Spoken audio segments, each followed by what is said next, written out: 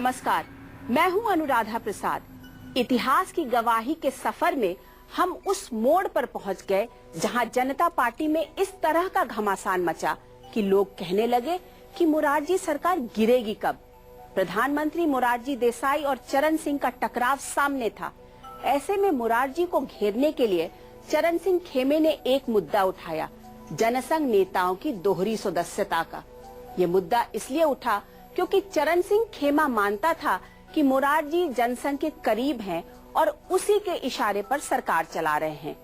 लेकिन इस झटके से जनता पार्टी बच गई क्योंकि मीडिया में खबर लीक हो गई कि मोरारजी सरकार को हाईजैक करने की साजिश हो रही है। चरण सिंह के करीबी लोग मानते थे कि प्रधानमंत्री मोरारजी देसाई जनसंघ नेताओं के ज्यादा करीब है, लिहाजा दोहरी सदस्यता के मामले को चरण सिंह के करीबी राजनारायण ने उठाया। चरण सिंह और सोशलिस्ट खेमे पर नकेल कसने के लिए जनसंघ नेताओं ने झंडेवालान के संघ दफ्तर में एक गुप्त योजना बनाई। योजना थी दोहरी सदस्यता के मुद्दे को चुनौती देना।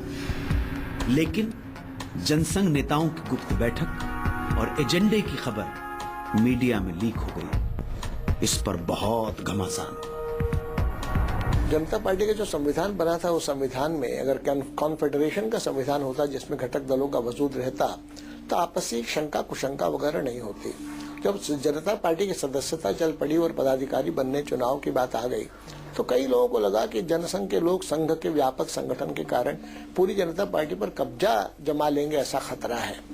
तो दोहरी सदस्यता मतलब ये सब सखा भी लगा रहा था और जनता पार्टी का मेंबर भी। तब हम लोगों ने भूम किया, राजनारायण जी चरण नहीं तो चुनाव से हटाओ, दोहरी सदस्यता नहीं चलेगी। दोहरी सदस्यता का मामला खड़ा किया गया था जो एक बेमतलब का सवाल था। जिस पार्टी में पहली सदस्यता ही नहीं हुई उसमें दोहरी सदस्यता का सवाल कहां था। दोहरी सदस्यता की किचकिच चलती रही और जनता पार्टी में शहमात की चाल भी चलती रही। राज्य विधानसभा चुनाव में जनता पार्टी की जीत के बाद चौधरी चरण सिंह ने अपने पसंदीदा नेताओं को बिहार, उत्तर प्रदेश और हरियाणा का मुख्यमंत्री बनवा दिया। इस खेल के बाद चरण सिंह के प्रधानमंत्री बनने का सपना जोर मारने लगा। लेकिन उनके दिल में ये बात हमेशा छुपती रही क्योंकि उनको लगता था कि मैं किसान नेता हूं और इस देश में किसान सबसे बड़ी भूमिका रखते हैं। और उनको ऐसा भी मानना था कि ये किसानों की वजह से ये चुनाव में इस तरह की सक्सेस हुई है सारे नॉर्थ इंडिया में। इसलिए वो अपने को नेचुरल लीडर मानते थे। कभी मेरा हक है प्रधानमंत्री बनने का। मुद्दा कोई भी हो, आदत के मुताबिक मोरारजी हार मानने वाले नहीं थे, तो प्रधानमंत्री पद से कम पर चरण सिंह भी तैयार नहीं थे। इस वजह से मोरारजी सरकार का कैबिनेट युद्ध का मैदान था। मोरारजी और उनके मंत्रियों के रिश्ते कैसे थे, इसकी मिसाल प्रधानमंत्री के इशारे पर एक कैबिनेट मंत्री के गिरफ्तारी से होती है। इस गिरफ्तारी के बाद चरण सिंह खेमे ने जनता पार्टी के अंदर मोरारजी हटाओ का अभियान शुरू कर दिया। अब तो पूछा ये जाने लगा कि जनता पार्टी कब टूटेगी और इसे कौन तोड़ेगा। शिमला के रिज इलाके में कानून तोड़कर सभा करने के आरोप में राजनारायण गिरफ्तार कर लिए गए। देश के स्वास्थ्य मंत्री की गिरफ्तारी प्रधानमंत्री के इशारे पर हुई। इस घटना के बाद राजनारायण का मकसद सिर्फ एक ही रह गया, मोरारजी हटाओ। जनता पार्टी अध्यक्ष चंद्रशेखर खामोश रहे और प्रधानमंत्री मोरारजी देसाई जिद पर अड़े रहे। अब जनता पार्टी चौधरी चरण सिंह की मर्जी से चलने को मजबूर है। वे फैसला मन में जो आता है वो फैसला पहले कर लेते हैं और सोचते बाद में है। चौधरी चरण सिंह का भी स्वभाव यही था। वे अपने मन के मालिक थे और हमने कोई सही फैसला किया या गलत फैसला किया ये सोच विचार कर नहीं करते थे। दूसरा, उनमें अति महत्वाकांक्षा थी, प्रधानमंत्री बनने की जल्दी थी। 20 दिसंबर को दिल्ली के रामलीला मैदान में चरण सिंह के 75वें जन्मदिन के मौके पर एक बहुत बड़ी किसान रैली हुई।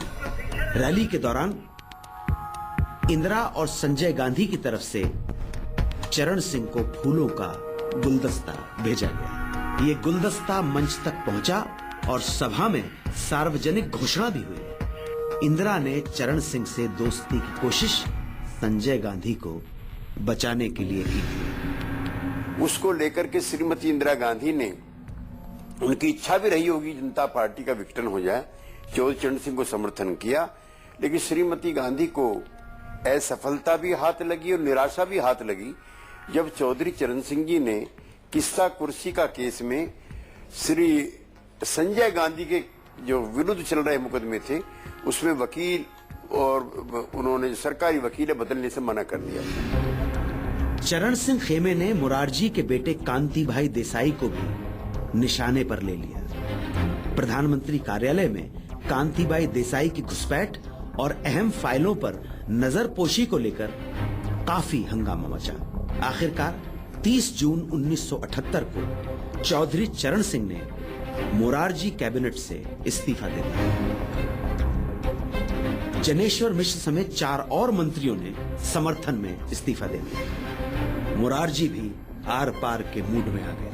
उन्होंने चरण सिंह समर्थक मंत्रियों का इस्तीफा स्वीकार करने के लिए विशेष दूत को कलकत्ता भेजा, जहां राष्ट्रपति नीलम संजीव रेड्डी दौरे पर।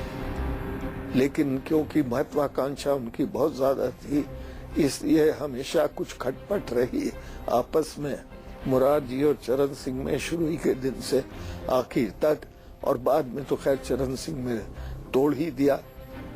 लोगों ने मुरारजी भाई को सलाह दी कि अपने बेटे कांति भाई देसाई से कहें कि वो अपना बिजनेस प्रधानमंत्री आवास से न चलाएं। इस सवाल के जवाब में मुरारजी भाई ने कहा था कि वो अपना बेटा नहीं खोना चाहते। दरअसल एक बार मुरारजी भाई ने अपनी बेटी को डांटा था तो उसने खुदकुशी कर ली थी। इसलिए कांति भाई का कारोबार पीएम हाउस से चलता रहा और मुरारजी भाई की उल्टी गिनती जारी रही। इंदिरा ने 1978 में लोकसभा का चुनाव कर्नाटक के चिकमंगलूर से जीत लिया। यही प्रसिद्ध नारा लगा, एक इंदिरा 100 लंगूर, चिकमंगलूर चिकमंगलूर। जनवरी 1989 में जनसंघ के दबाव में चरण सिंह कैबिनेट में लौट आए और उन्हें उप प्रधानमंत्री के साथ वित्त मंत्री भी बना दिया। भारत के संविधान के प्रति सच्ची श्रद्धा और निष्ठा रखूंगा।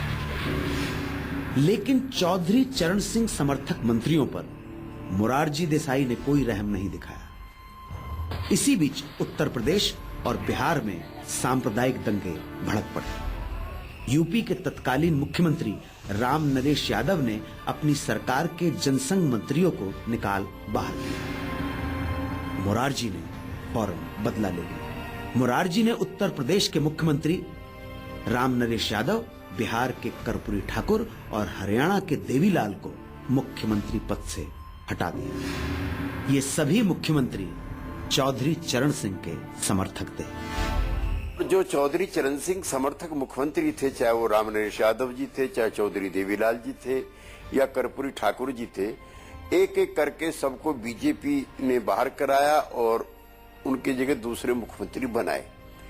तो उस समय ऐसी परिस्थितियां बन गई कि जनता जो पार्टी थी वो इन तबकों के लोगों की पार्टी नहीं जिनका प्रतिनिधित्व चौधरी चरण सिंह करते थे। जनता पार्टी के बीच उठापटक जारी थी और इधर जेपी गंभीर रूप से बीमार चल रहे। बंबई के जसलोक अस्पताल में भर्ती थे।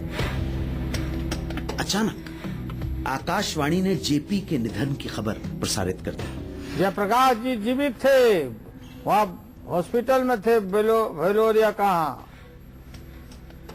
और हम लोग की सरकार जो थी उस समय, वो कोई एजेंसी अखबार वाला चला दिया कि जयप्रकाश जी डाइड, और बिना वेरीफाई किए हम लोग कंडोलेंस कर दिया। बताओ।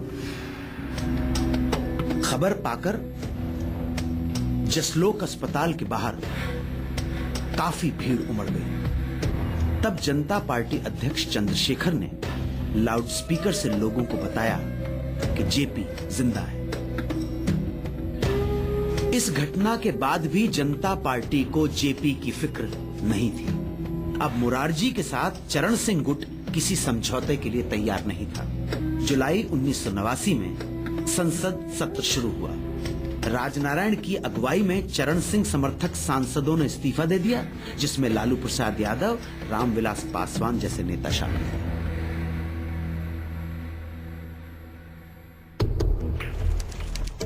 जुलाई 1989 में मुरारजी सरकार के खिलाफ लोकसभा में अविश्वास प्रस्ताव आया। ये अविश्वास प्रस्ताव इंदिरा कांग्रेस से अलग हुए गुट ने पेश किया था। कैबिनेट को चरण सिंह, बीजू पटनायक, हेमवती नंदन बहुगुणा ने कह दिया गुड बाय। मुरारजी विरोधी सांसदों की संख्या 80 का अंक पार कर गई। जनता पार्टी टूट गई। मुरारजी का खेल खत्म हो गया। जनता पार्टी माइनॉरिटी में आ गई।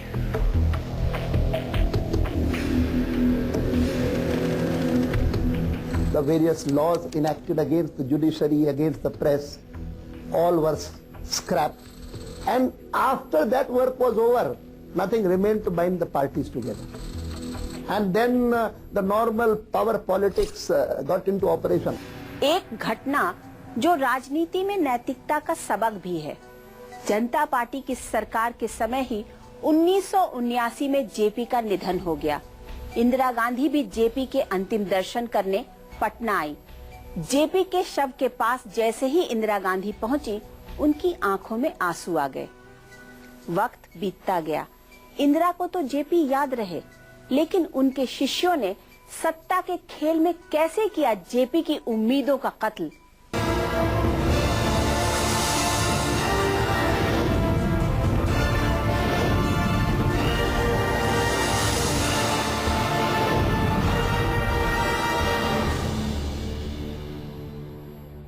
सत्ताईस महीने में ही मुरारजी सरकार टूटने की कगार पे आ गई थी। इसके लिए सिर्फ चरण सिंह ही जिम्मेदार नहीं थे। पर्दे के पीछे से इंदिरा गांधी और संजय गांधी भी सियासी चाल चल रहे थे। एक तरफ इंदिरा गांधी कैंप ने चरण सिंह से करीबी बनाई, तो दूसरी तरफ मुरारजी देसाई और जगजीवन राम की छवि खराब करने के लिए मीडिया का इस्तेमाल किया गया।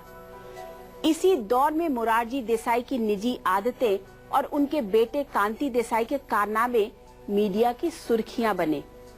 जगजीवन राम को उनके बेटे सुरेश राम के स्कैंडल के जरिए घेरा गया, क्योंकि जनता पार्टी टूटने की सूरत में वो भी प्रधानमंत्री पद के दावेदार हो सकते थे। मुरारजी कैंप से सोशलिस्ट जॉर्ज फर्नांडिस को तोड़कर चरण सिंह खेमे में लाया गया। इसी उठापटक के बीच में मुरारजी देसाई ने इस्तीफा दे दिया, लेकिन इस्तीफे के बावजूद चरण सिंह और प्रधानमंत्री की कुर्सी के बीच में एक अड़चन बाकी थी। मुरारजी के इस्तीफे के बाद दिल्ली में सत्ता की दौड़ में चौधरी चरण सिंह के साथ जगजीवन राम भी शामिल हो गए। लेकिन जगजीवन राम और प्रधानमंत्री की कुर्सी के बीच मुरारजी देसाई ने पेच फंसा दिया। मुरारजी जनता पार्टी के संसदीय दल का नेता पद छोड़ने को तैयार नहीं थे। बाबू जगजीवन राम लाचार हो गए। अब चरण सिंह के प्रधानमंत्री बनने का रास्ता साफ था। इंदिरा कांग्रेस ने भी चौधरी चरण सिंह को समर्थन देने का ऐलान कर दिया। इनेमी माय फ्रेंड की जो पुरानी कहावत है कि चूंकि उनको लगा कि हम मुरारजी भाई के साथ में नहीं चल सकते हैं और राजनारायण जी को लगा कि कांग्रेस सपोर्ट करने को तैयार है, तो उनके सपोर्ट से चौधरी साहब जो है बन सकते हैं प्रधानमंत्री, तो इस मौका को क्यों गंवाया जाए, और इसलिए उन्होंने जो है कांग्रेस की तरफ में हाथ बढ़ाया। जुलाई 1989 की दोपहर की गर्मी और उमस के बीच चौधरी चरण सिंह के 12 तुगलक रोड वाले घर में जोर शोर से नारे लगने लगे। राष्ट्रपति भवन से चौधरी चरण सिंह को प्रधानमंत्री पद की शपथ लेने का न्योता आ गया। चरण सिंह को बधाई का पहला फोन आया इंदिरा गांधी का, लेकिन चरण सिंह ने बहुत ठंडे लहजे में धन्यवाद स्वीकार किया।